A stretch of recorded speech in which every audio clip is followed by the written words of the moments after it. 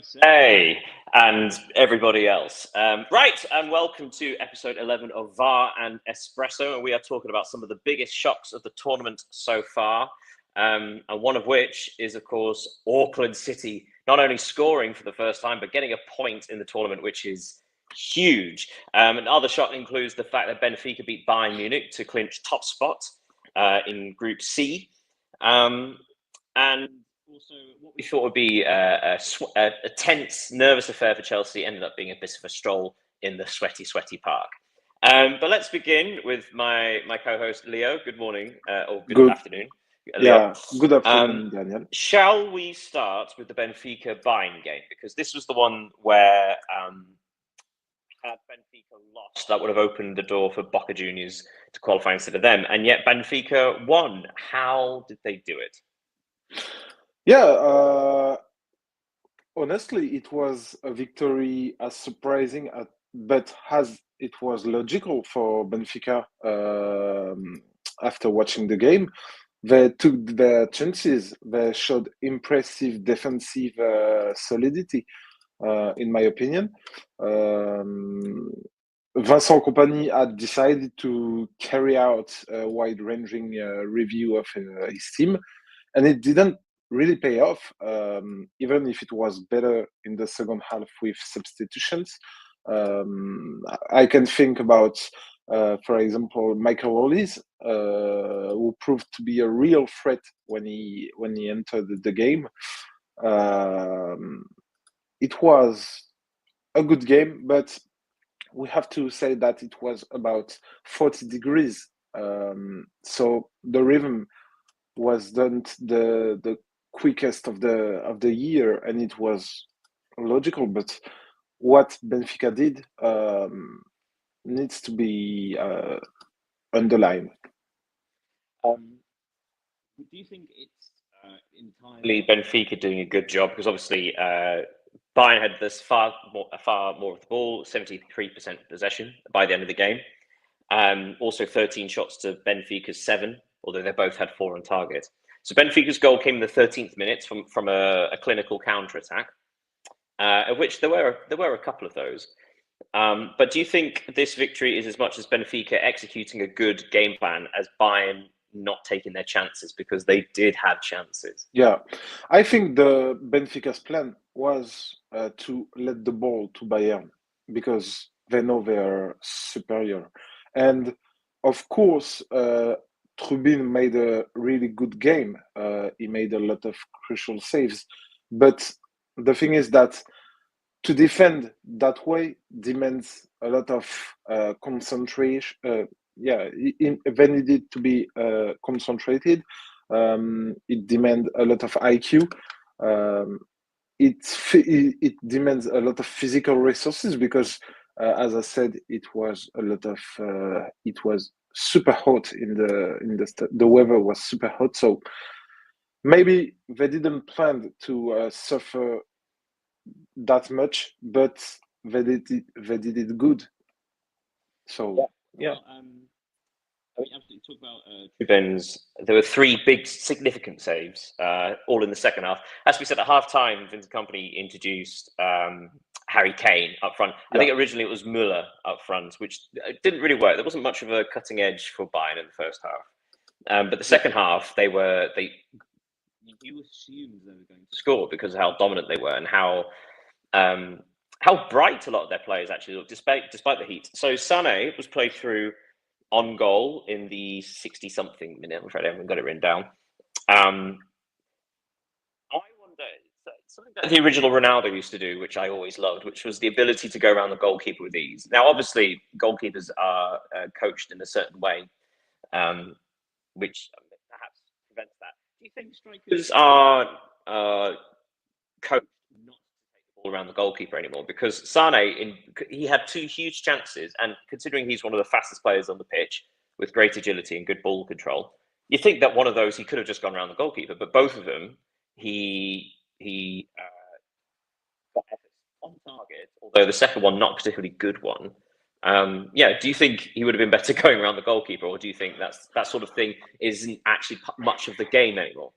Yeah, we talked about Sané a few days ago, and my position has not changed, and I think it will never, because he's a player full of talent. We all know it, but he's too kind. He's too sweet on the ball and on the opponents. I think his main problem is that he should be more intense in his effort. I have an image in mind where he shoots. He tries to curve the ball, and Trubin just stop it like it was a kid shot. So he's a good player, but his choices are terrible. His implication, um, whether it is with or without the ball, is also poor. So there is a reason why he will leave Bayern this summer to join Galatasaray, and not leave Bayern to join, I don't know, Barcelona or Real Madrid. I think it illustrates perfectly what kind of player he is, because if you remember when he was in Manchester City and even in Schalke, because the first memory I get from him is his, I think, hat trick against Real Madrid with Schalke in the Champions League. So he's completely different player today, and I think it's sad to see that, because he should be playing at the same level as Mohamed Salah, maybe Ousmane Dembele. He could be a pretender for the Ballon d'Or. Well, he certainly has the physicality, the sort of speed, the dribbling ability. The second save in particular from Truban was with his hand. But before then, you saw the quality that Harry Kane brings to the side, who not only goals but working as provider. So it was him dropping deep, and Sané and Elise being further forward. I think it was about the 81st, 82nd minute where Kane plays this incredible through ball between three players, three defenders, all very close together, and yet it's perfectly weighted into the path of Sané, perfectly through. It was. Do you know what I mean? It was a moment of such quality that you have to finish those, because you don't get many of those in a game. Yeah, but I think we can. It's funny to compare in that game the implication of Leroy Sané and the one of Angel Di Maria, who is almost 10 years older than him. And when you see Di Maria playing, you see a player who wants every ball, who fight for every ball, who is technically gifted. It's not new, we all know it, but even with this heat, with the fact that he's 37, I think, Angel Di Maria. So, and we can see he's hungry of ball, and I really like this kind of player. So that, of course, meant that Benfica topped Group C and Bayern finished second, and it also meant that the match between Auckland City and Boca Juniors was not irrelevant, but like it wouldn't have affected the group table. Yeah. But there's something I want to bring up, because so we said previously how football is an all-weather sport, so it's quite unusual to get delays for anything, really. Yeah. And yet there have been many delays for storms, for significant rain, and understandably so. Obviously, the climate in America right now, there's a lot of thunder, all that sort of thing. However, the whole point of playing these final group stage matches together is to almost protect the integrity of the games, right? So Auckland City and Boca Juniors had to be delayed for 40 minutes. So that meant that when they came back out onto the pitch, Boca Juniors knew the result of the other game. So it's a strange thing where, I mean, but even though it's the same match, and they're sort of the carrot in front of them, so like the thing of, okay, great, the opportunity to qualify has been taken away. I suppose my question is, like, do you think, to keep the integrity of these matches, do you think if one match is delayed, the other has to be delayed? Because how else do you protect that from happening? I mean, hypothetically, had Bayern Munich won 2-0 and the delay happened, Boca then would have known they only had to score 5 goals. It would have changed how they approach the game. It would have changed their mindset and give them an advantage. I can understand your point.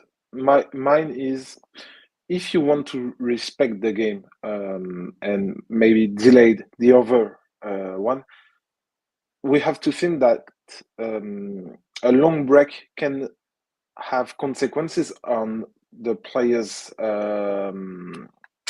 integrity, physical integrity, because to stop for a long time, then to start again to play, maybe the weather has changed because of the humidity of the rain.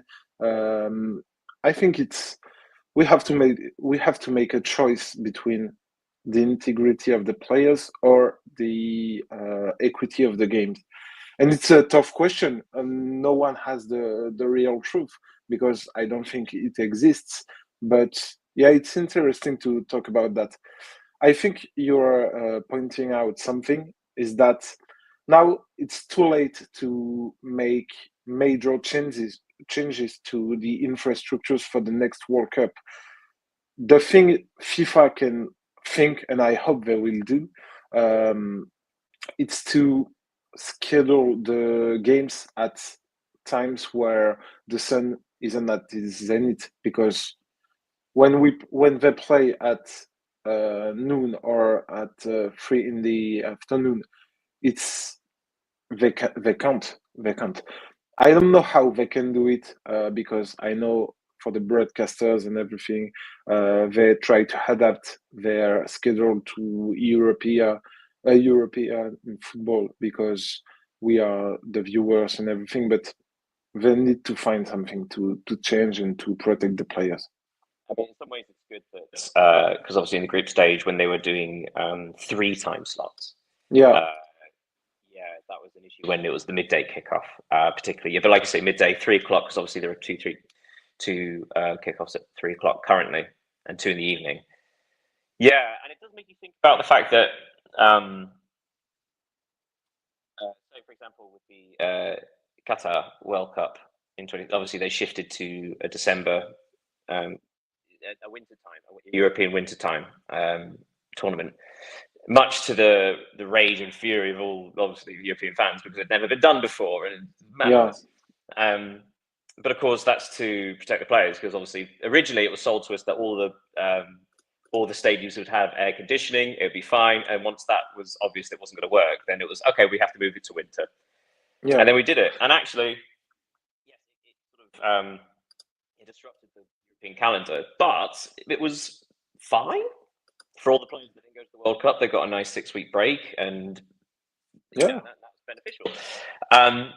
So yeah, you do wonder that whenever there is going to be a World Cup, because obviously Saudi Arabia have 2034, that's inevitably going to be a winter World Cup.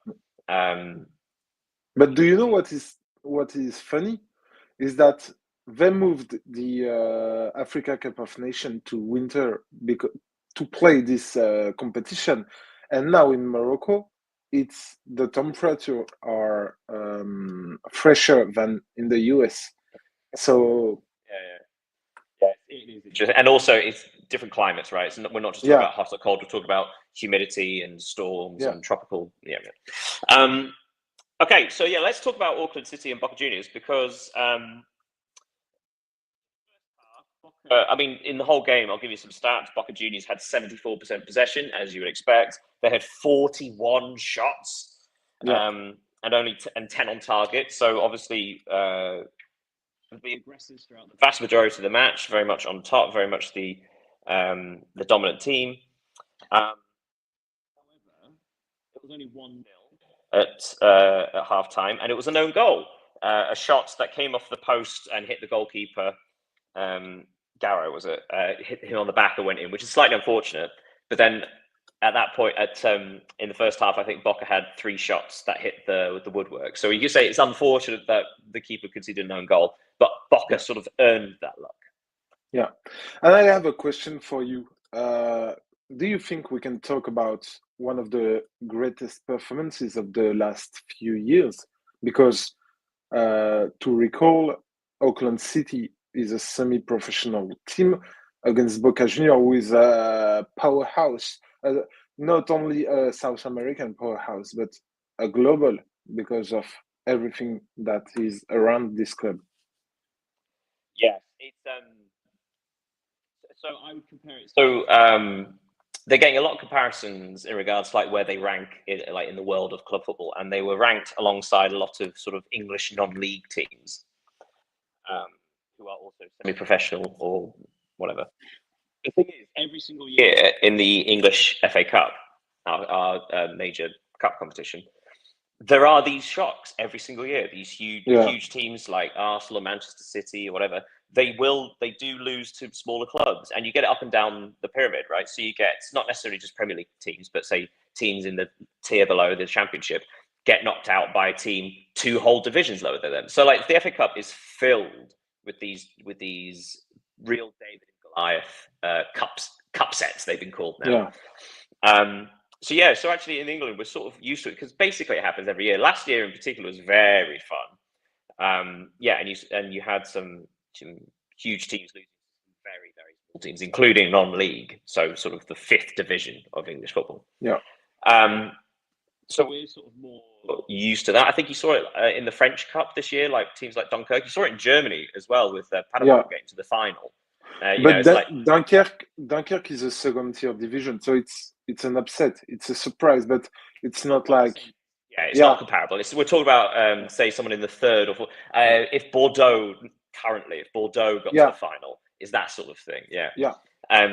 Yes. So, but yes, you're absolutely right. Auckland City, as I said, I think it's more the physicality of this because again, we know it's so hot, it's so humid. They are having to defend so strictly, and this is a team that obviously that is quite dominant in the New Zealand League, having to defend for their lives. And this is, of course, coming after conceding 10 against Bayern and conceding 5 second-half goals against Benfica, although they held out mostly for the first half. It's more the turnaround, which is kind of astonishing. After the 10-0, you assumed that they were done for, and they were just like these poor little children sort of thing. In the first half against Benfica, they showed grit and determination before, again, physically, they just fell away, which is inevitable. But the fact that they managed to hold on for the entire match against Boca is absolutely brilliant. When they scored, I think it was Gray. Gray scored from the corner. I think I read he's a teacher. So obviously these players, all these players have other jobs. They have jobs. Some of them have taken unpaid leave to come to this competition. It's wonderful. I mean,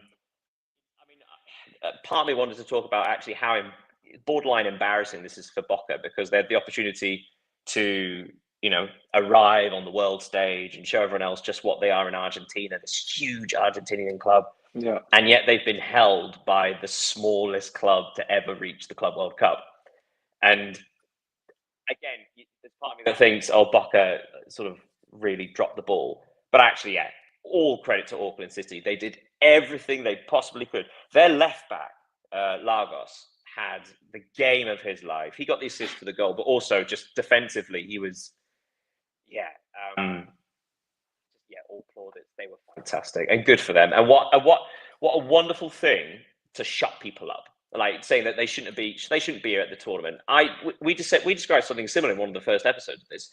Not because Oceania don't deserve to send a team to the Club World Cup, but it's the fact that they're semi-professional just means that it kind of unbalances the group. And we saw that with Bayern's goal difference, right?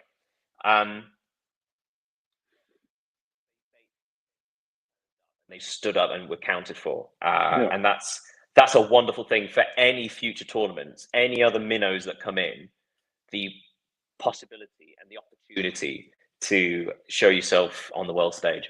Yeah, because they scored on a set piece, and I think it's the best way for an outsider to score against a giant, because when all the players are together in a little area, there is no big or bigger teams than others.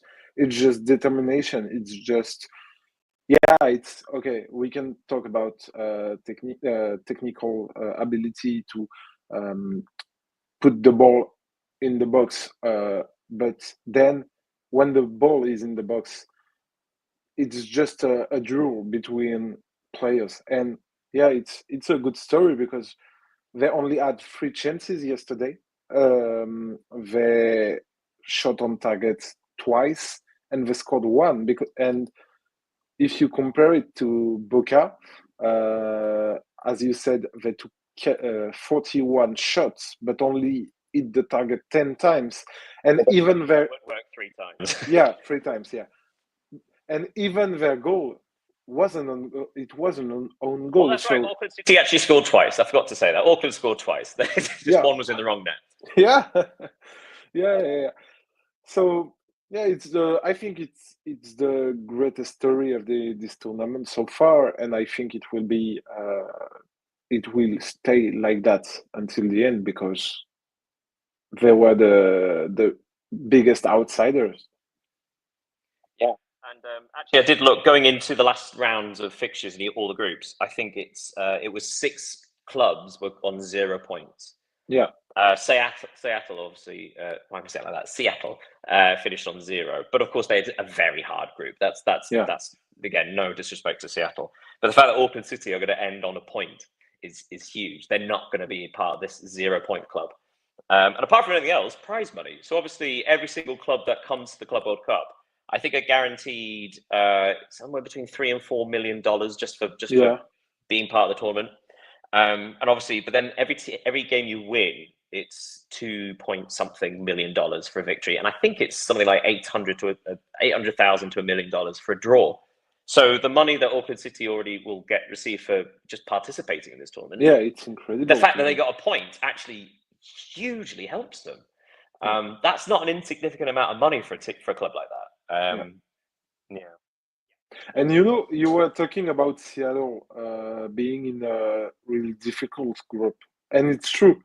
But for Auckland, who is, we can recall it, a semi-professional team, being in a group composed of Bayern Munich, Benfica, and Boca Junior, it's even bigger than Seattle because Seattle. Comparably, Auckland, any group Auckland went in would have been the hardest group. Yeah. So it's the beautiful story of this competition. Benfica, yes, win the group on 7. Bayern finish on 6 and go through the second. Boca only finished on 2 points, and Auckland City on 1. Yeah, that's Group C. Moving on to Group D. Yes, the match that we were highlighting before was Esperance Tunis 0, Chelsea 3. Yeah, at first we thought this was going to be a bit of a tense match, but actually Chelsea were completely in control. Again, 74% possession to 26. yeah. 16 shots to Tunis's 3. 7 shots on target, and Tunis didn't manage a single one. This was fairly serene for Chelsea, wasn't it? Yeah, but to tell the truth, I wondered whether Maresca had made the right choice to make so many changes in such a crucial match. Yeah, but definitively yes. Although the first half was average for the Blues, Chelsea managed to score twice just before the break, and it literally killed Tunis because we all know that one goal can kill a team if it's being scored just before or just after the break. But conceding 2 is it's just a trauma. What we can also say is that Delap's goal illustrates perfectly, I think, all of his qualities. It's shown power, composure, and a real goal scoring instinct because it was a good move. Yeah, just to pause there. So again, to give more context to everybody. So actually, going into at the end of the 45 minutes, it was 0-0, despite Chelsea being in complete control. It was 0-0. But a corner, Enzo Fernandez corner, was headed in by Adara Bayo in the 3rd minute stoppage time, and then 2 minutes later, the 5th minute stoppage time, Fernandez played a ball into Delap, who was just on the edge of the area, but he was under pressure from a defender, but he managed to shift his body basically almost dummy, right? So he sent the defender one way, easily went round him, and a very cool finish into the bottom corner. And that was the first time, I can say, a real sucker punch and sort of knocked Tunis. So they could have gone in at half-time 0-0, and suddenly you're 2-0 down, the game's gone. It's going to take an effect. So, and like I say, Delap's finish was clinical. Jackson, it was announced yesterday, I think it was, that Jackson's ban will be this match and the next round, so the round of 16. So so Delap has done like himself no harm. Of course, like this is gonna be the worst thing for Nicholas Jackson, right? The fact that Delap has played pretty well in this game. But Dilap was intelligent, has been intelligent because in case of a caution, he would have missed the round of 16, and he did. He will not, so it's okay. But I think we also have to say that even if Chelsea assumed they had possession of the ball, they were still frightened by the way they defend. Tunis had a few chances. They didn't seize it, but they had. So, and it was. I think we told the same thing about against LAFC a few days ago, last Monday, that Chelsea being favorite was kind of logical, but they are still they are shown difficulties when they have to defend. Yeah, absolutely. And of course, in the second half, again, Chelsea just kept the ball quite easily. No fuss, no worries. And then in the 7th minute of stoppage time, the Chelsea youngster George managed to get a goal from distance. I believe his third for Chelsea in competitive fixtures. So yes, a nice, easy 3-0 win. Do you think? So you were saying before about Maresca. You were concerned about Maresca's choice of lineup, considering how important this game was. So do you think, first of all, that he deserves credit for this? Because obviously it was a bold choice. Although I think we're seeing that across the board with some of these bigger clubs, because just the necessity to rotate because of the weather. But apart from anything else, it was reported that this week that Chelsea are struggling to train because they're based in Philadelphia. There are warnings about doing anything outside, let alone doing physical activity. So they've barely trained whilst being at this tournament, and yet they've made. Yes, they lost to Flamengo, but they have made fairly serene progress in the other two matches. So, do you think Maresca deserves credit for recognizing that actually fresh legs and fresh bodies were more important than tactical familiarity?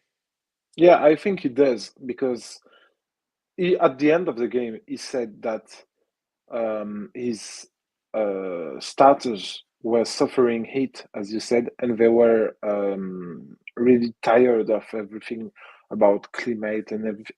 So even if Chelsea lost yesterday, I think he made the right choice because a manager isn't only someone who puts his players on the pitch and make tactical decisions.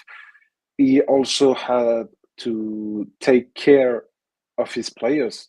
So yeah, it was the good decision, even if I questioned it when I saw the lineup.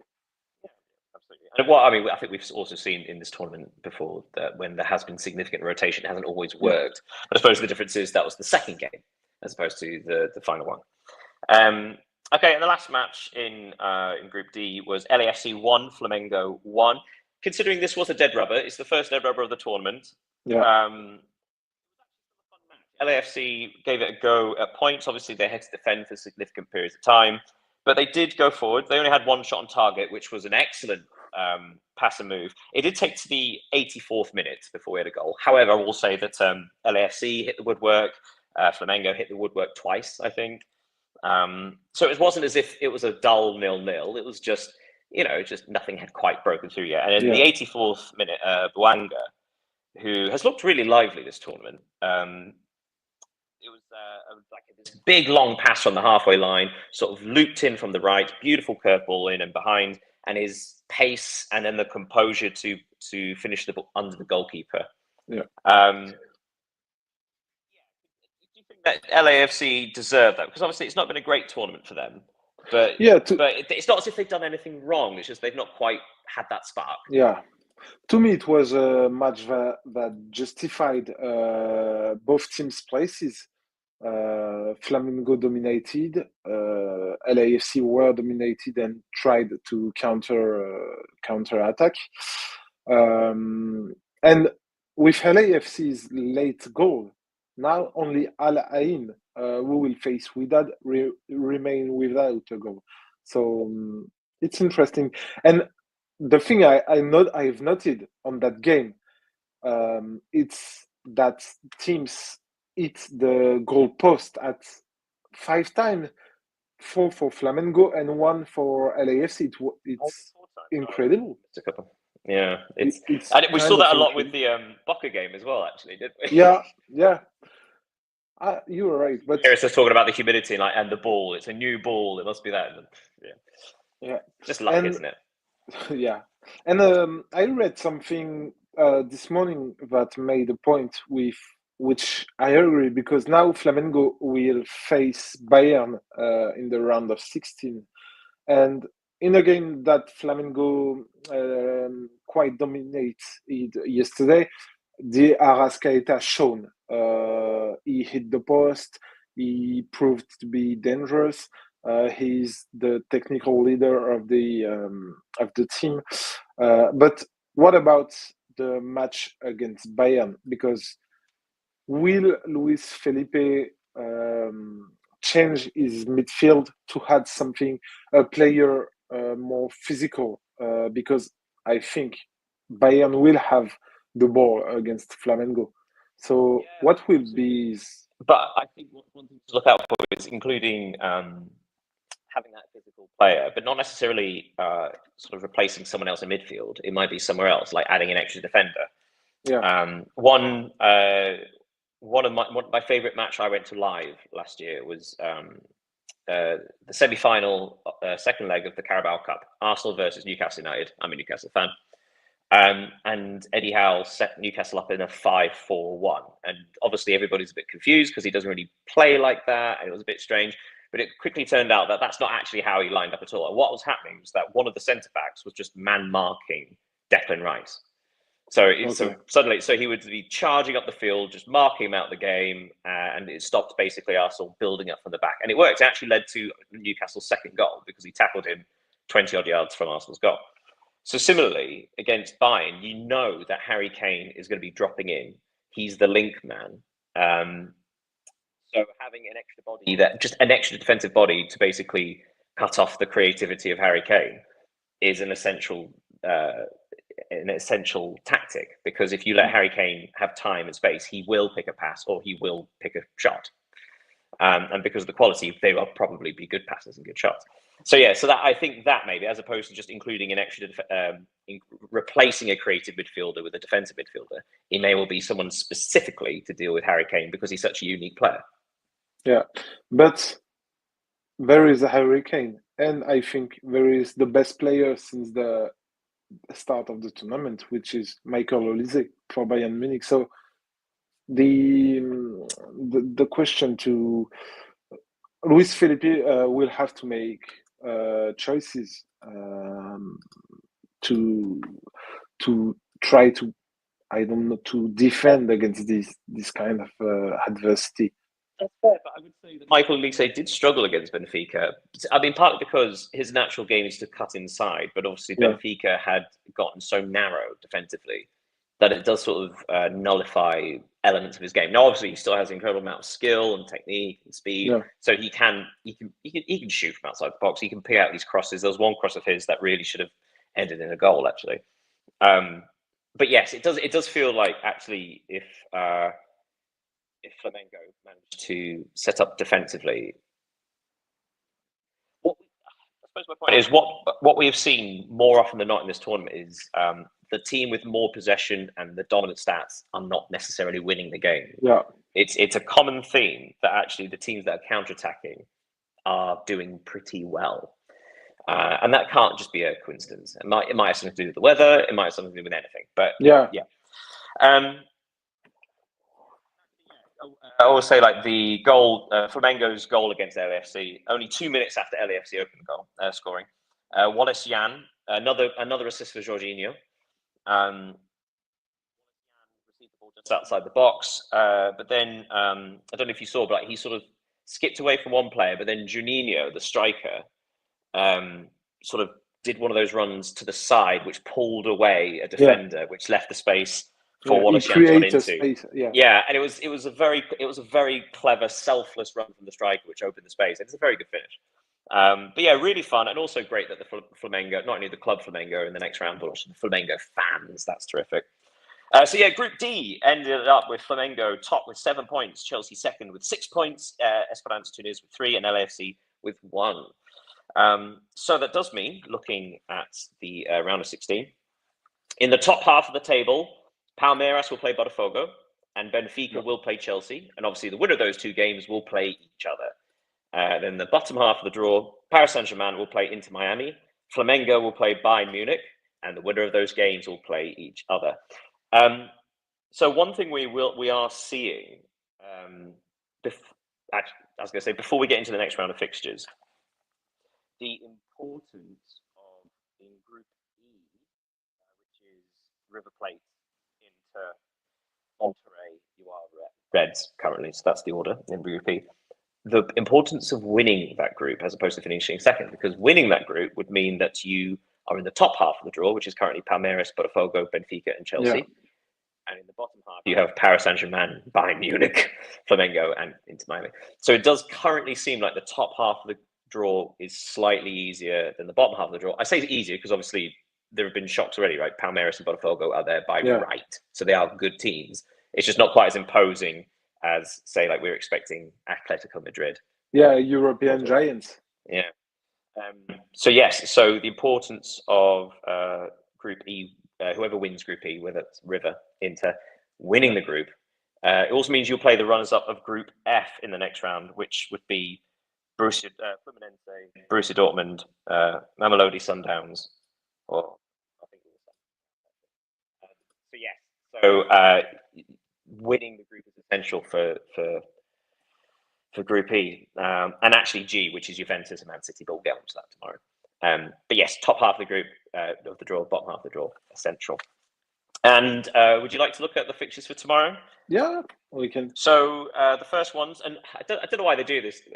When these last matches started, we did Group B first, and then Group A, and I don't know why they do that. Maybe so first, because some are played at West and others are played at East for the time. I don't know, but with the time difference between Eastern Coast and Western Coast, maybe it has something to do with it. That would make sense. Also, maybe if they're targeting market, not sure. But yes, okay. So Group F will be kicking off at the 3:00 slot in the US. So yes, Borussia Dortmund, currently second in Group F on 4 points, will play Ulsan HD, who are eliminated. They have no points. And then third place, Mamelodi Sundowns on 3 points versus Fluminense, who are the group leaders on 4 points, but with a better goal difference than Dortmund. This is going to be a fun day. Should we talk about Mamelodi and Fluminense? So no team is guaranteed through. So both of the groups today, there are 3 teams going into 2 slots, and no one is guaranteed. So it's very exciting. Lots to play for.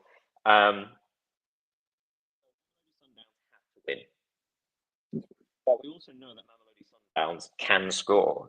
In fact, Dortmund, Fluminense, and Mamelodi Sundowns have all scored 4 goals so far in this tournament. So Mamelodi Sundowns can score. Do you think they have enough about them to beat Fluminense? Who, remember, Fluminense just need a point to finish second, or a victory will almost guarantee top spot? That was what I was going to say. I think Dortmund will beat Ulsan first. So one of the 2 qualifying slots is now occupied by Dortmund, in my opinion, of course. And I think Fluminense will qualify too, because, as you said, they just have to make a draw against Mamelodi Sundowns. Mamelodi Sundowns are not attacking. We saw them attacking against Dortmund. They scored 3 goals. They got some quick players on the front. They are positive. It is a positive team, but I think Fluminense has more. How can I say that? Has more products, has more talents, individual talents to make the difference between them and Sundown. So I think Fluminense will qualify. I don't know if they will win this game. Maybe they will they will want to keep the draw because they want to control the game. As we said, there is a lot of it's very hot. They will play the game. They will play the round of 60 if they play the round of 16. So yeah, Dortmund will finish top of the group in my opinion. Then Fluminense because Dortmund will score. I think three or four goals against Ulsan. Yeah, I see what you mean because Dortmund and Fluminense was a draw, so Fluminense are not ahead on head to head. So it's just goal difference. So yeah, Dortmund do look like if they just have a healthy win, they should win the group. Yeah, I agree with you. I think Fluminense, apart from anything else, I think they have the let's say the gamesmanship. They have the tactical, sensible mindset of when to slow a game down, when to waste time, when to go forward, but also how to control a game like that. If Mamelodi Sundowns are having a bit of momentum, how to break it up. I think there's more that that savviness about them. I really hope. I'm hoping for a fun game. I think it will be. I think Mamelodi Sundowns will attack, but I think it does mean that Fluminense are well able to counter pretty well. I can see this being like a 2-1 Fluminense. I can see Mamelodi Sundowns scoring again. But you know what? If that is the case, again, I love the fact that Mamelodi Sundowns turn up the tournament and they've attacked, and again they've made their mark on the tournament. I think I said this yesterday. I kind of hope. I hope that Mamelodi Sundowns do win, just because having a sub-Saharan team in the next round, it will be huge. Yeah. Hello, Pedro. Bom dia. Hello, my guys. I'm sorry for arriving late. No problem. We're discussing today's fixtures between Dortmund and Ulsan and Mamelodi Sundowns and Fluminense. Who do you think is going through in this group? My expectations it's that all Brazilian teams go through, so it's only Flamengo left. I think they just need a draw to go through, right? So my expectation is Flamengo obviously to make the Brazilian poker, and in the other game, just remember. Oh. We can't hear you, Pedro. There is, I think. Sorry, could you repeat that, Pedro? You just cut out briefly. Yeah, and Dortmund, of course, obviously, to go through. I think we are all in agreement on that. Which, by the way, reminds me, I did say Benfica would go through yesterday. So, then the other games we have for Group E, which are the evening kickoffs in the US. We've got Internazionale versus River Plate, first against second, or rather second against first. So yes, joint on 4 points. River Plate are ahead on goal difference. And then the second game is Urawa Reds, who are in fourth, and they are eliminated, versus Monterrey, who are third with only 2 points. Thoughts on this one? This is very interesting because unlike obviously Group F, where Dortmund are facing the team at the bottom, first against second really opens the door for Monterrey. Yeah, because I think Monterrey will beat Urawa, but then there will be 5 points. So the game between River and Inter will be a really tough battle. Even if a draw could qualify both teams, but if one takes the lead on the other and Monterrey wins, the River or Inter will not qualify for the next round. So it will be quite interesting. Yeah, in that case, so again, to give context, so if Inter and River is a 0-0 draw, then Monterrey would need to win by 3, 2, but then this is where it's very complicated because then I think they've all scored the same number of goals and they have the same goal difference. So Yeah. I think then it goes to yellow cards, which I think Monterrey would be truly screwed. But yeah, yes. So it's going to be tight, but it also gives real incentive for Inter and River to win the game. As I mentioned before, whoever wins this game goes into the favourable half of the draw for the next round, so the top half. Yeah. Yeah, and they'll play the runners-up of the group we just talked about. So River. River are under no pressure for this. River can draw and they'll still go through. Inter are not. Inter are not guaranteed a place in the next round if they draw. Yeah. My only thing saying like about Monterrey, because I think in regards to story and narrative, I think it'd be great if Monterrey won and the other game was a draw, or even if just like Monterrey won and one of the others got knocked out, because Monterrey are the third favourites for the group, so they would still be knocking out one of the two favourites, right? Yeah. But I suppose my big point would be Monterrey have scored fewer goals than Urawa Reds. Monterrey have scored once. And yet Yeah. they've scored twice. And Yeah. that says to me that Monterrey may not actually have the ability to score 2 or 3 goals that they need to then leapfrog both Inter and River if they all finish on 5 points. Does that make sense? And Monterrey is not a team who is used to score 4 or 5 goals in a game. So it will be tight, and as you said, it will be quite interesting. And I think the most important will be the River Inter game. And what do you think, Pedro?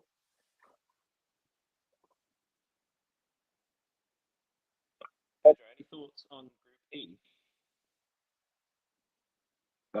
I don't think he. Can you hear us, Pedro? You're muted, dear boy. There we go. Sorry, I lost the voice connection. I need to switch off the earbuds. Now I listen. Let me just talk about the games yesterday. About Benfica, as I said on Monday, it was not a surprise for me when a team is already qualified and made load management with roster changes. The other team who play the last round with the team who is already qualified has more than the triple of the chances to make a positive result, because Bayern Munich give 1/2 ahead to Benfica. They just played in the second half when they make the changes, when they seek for the goal. So of course I'm happy for Benfica to go through. Another thing is the farewell of Di Maria, because Di Maria returned to Benfica. Because he said, I love Lisbon, I love the club, I love the people, I love the environment. So he said Di Maria said 2 years ago, I have much more higher financial proposals, but I stay with Benfica because it's the club and the city of my heart. And you know, guys, he's doing the last games in the tournament. He will return to Argentina, to Rosario Central, who is his youth club. For me, it was a pleasure to watch Di Maria play in Portugal for 2 times, when he was young and now in the end of the career. It's good to have good players in the Portuguese league, because it's not easy to afford. We cannot afford this kind of players if other sharks are interested to hire him. And in the other game, I told you guys to see if Auckland could score. They scored a goal. Wow. They scored a goal. I said in 3 games. Don't they tell actually me. scored both. They scored both goals. Yeah, they scored both goals. Own goal. Yeah. So it's 3 games, 3 opportunities for them to score a goal. They could score in now, just talking in the better perspective. I said there's a bet that you can make money if you believe they can resist or not 15 minutes. Yep. It's if you just need to put a draw or the favorite to score a goal in the first 15 minutes, and they resist much more. They resist almost 45 minutes against Benfica, and they resist 25 minutes against Boca. So it's what I want to talk about. I think it's fair. I think it was fair that Bayern Munich and Benfica go through. And the other thing, just for the finish, I don't know if you mentioned this, but we have the semifinals in the under 21 youth championship, right? Yeah. We haven't got there yet. We've got some other things to talk about before the end. So we'll get there in just a minute. Yeah, so let's quickly wrap up for the Club World Cup. So yes, let's get your predictions. So as we said, Inter and River, a draw, River go through. Inter not necessarily. And Monterrey a win of 2 or 3 goals. I think guarantees them a place in the next round. So what are your predictions? Who do you think is going through in this group? So as a reminder, River are on first with 4 points. Inter are second with 4 points. Monterrey are third with 2 points, and Urawa are out with 0. I think Inter and Monterrey will go through in this group. Oh, I think Pedro had a with Wi-Fi issue. Yeah. Yeah. Like I say, I think my issue is whether Monterrey can score enough goals to actually overturn this. Having said that, if they just win and say Inter or River lose, then actually Monterrey will still go through. Yeah. So actually playing the percentages, I think you're right. I think Monterrey squeezed through, and I think Inter have actually looked a pretty decent side. It's just they've not been scoring the goals they created, but they have been creating them. And it's just one of those where you expect that to end at some point. Although, having said that, that did not happen with El Atletico, who really should have scored more goals, and that would have been enough for them to go through. I think I'm going to go River and Monterrey. River and Monterrey. Okay. Inter and Monterrey will just beat Urawa, and I think that knocks Inter out, and I think we'll have another giant killing. Okay, it will be quite interesting. Oh, it'll be wonderful. It'll be fantastic. Yeah. Also, I mean, I think about this, all these giant killings, it does make you sad that therefore, like, it just means the cynical part of my head just like, it just makes it easier for Paris Saint-Germain or for Manchester City, right? It just like, so there'll be one of those left in each half. And then there was like, easier. There is a context to everything, so yeah. So welcome back, Pedro. So yes, who do you think is going through? River, Inter, Monterrey can all go through, and Inter and River play each other. Monterrey play Urawa. I agree with you guys. I think Inter and Monterrey go through, but just remember, in professional competitions, there are no free lunches. They need to play and they need to score. So, but I don't see any surprise here. I think the two teams with the best position in the table are going through. And that's my opinion. Inter obviously is a great shark. I think the fans and FIFA wants to have Inter in the round of 16, and I think Monterrey it's the club in the best position to be qualified. That's my opinion. Sorry to correct you, but I did not agree. I say Inter are out. I said River and Monterrey. That's my gut instinct. But I'm with you, Pedro. I'm with you. Although sitting on the fence slightly for this, like I can actually see Urawa getting a draw, though. I mean, like again, you can. It's one of those things that they've scored more goals than Monterrey, so it may well just be. I mean, again, Urawa were beating Inter until the 80-something minute yesterday, or the day before. Sorry. So it's not as if they're nothing. It's not as if they'll just roll over. They have the ability to defend. Right. So with the last few minutes we have. Let's talk about mention Pedro. You wanted to say the under-21s semi-finals. I know it's England against the Netherlands, and what's the other one? Yes, we have one game in the Bratislava. It's the game in the afternoon, and in my opinion, England is the team who have more chances to win, but will be tied. And in the evening, we have France who, in my opinion, is always favorite to win this kind of competitions. They play against a good team, but I think the France will do the job then and reach the final. So my prediction to the final is France against England. Final. And lastly, before we go, I think it's important to quickly touch on this. So the news was announced yesterday that after a final interview / briefing yesterday, Lyon of Ligue 1, one of the most successful French clubs ever, they have been relegated to League 2 due to their financial situation. They still have the right to appeal, but they are, as it stands, Lyon, the giants of France, they are relegated to Ligue 2. Leo, obviously you are a Lyon fan, and obviously this is going to hit you very, very hard. Yeah, can I get your sort of immediate reaction to it? Was it a shock? Was it because obviously this was initially announced about 5-6 months ago? So was this a shock? Was this more of a predictable stumble onto it? And what do you think? What are your initial opinions of the ownership?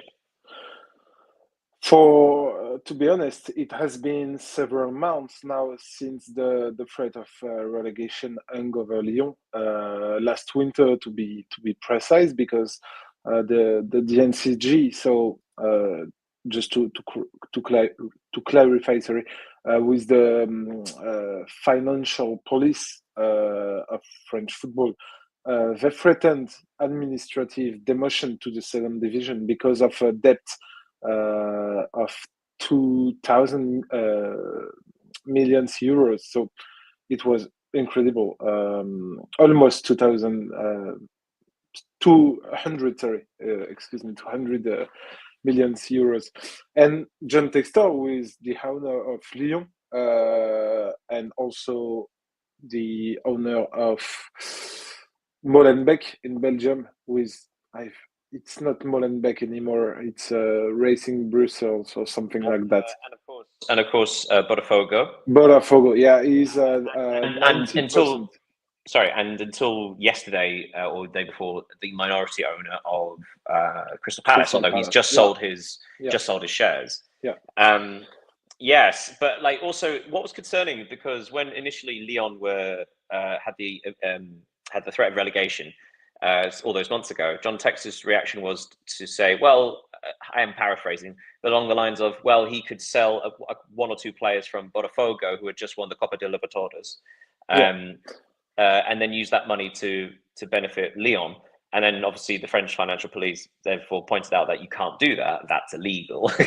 But the thing is that he rejected it though. He was adamant that Lyon wouldn't get relegated. The thing is that John Textor, since his arrival, is someone who wants to be always positive to the fan. His communication is always positive. Everything's going to be all right. We have money.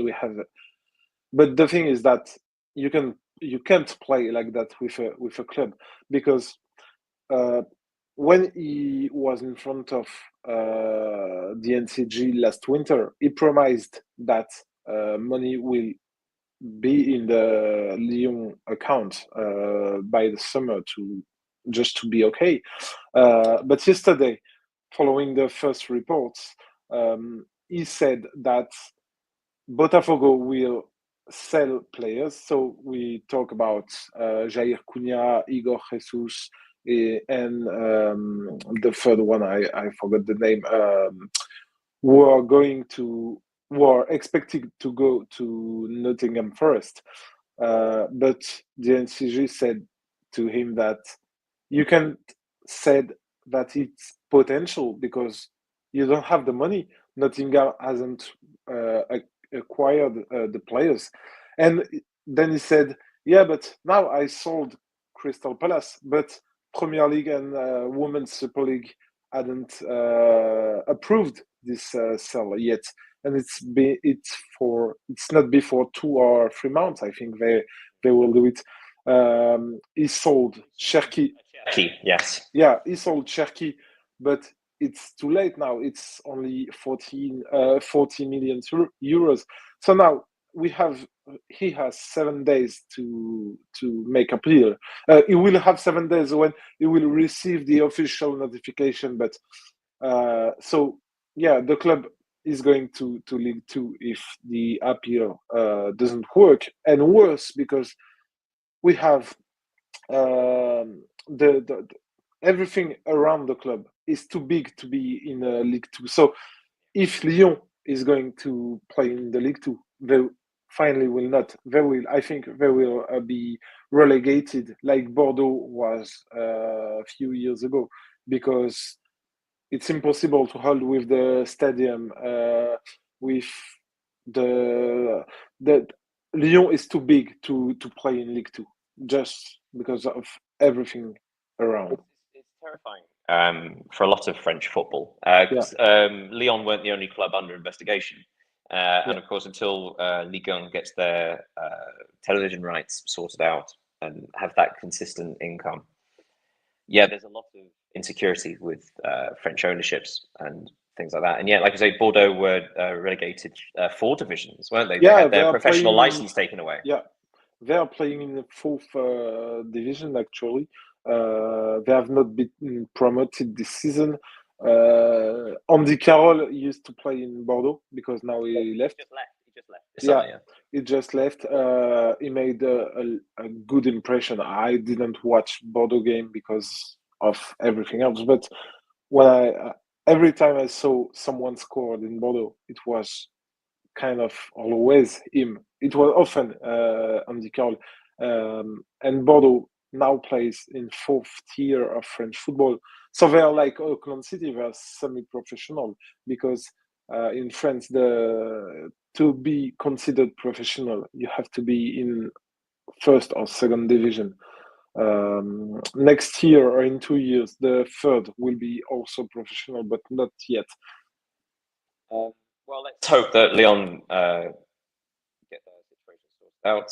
If not, they are indeed relegated. But hey, if they get relegated again, maybe they can play Auckland City, and there'll be 2 semi-professional clubs going at it. Should we close it there, guys? Anything else you want to talk about before we go? It's okay for me. I think everything has been said. Okay, let me just say one thing, that yesterday it was really a sad day with that terrible news. I know they have the right to appeal, but now Lyon does not control their own destiny. Now they are in the hands of a court, and that is problematic. I am trying to find out if the Portuguese coach, Paulo Fonseca, if he said something about that situation in the international press. Not yet. Not yet. In my opinion, there's 2 things that can relegate a team like this. One is financial fraud, and the other is fixed matches. Both are several crimes.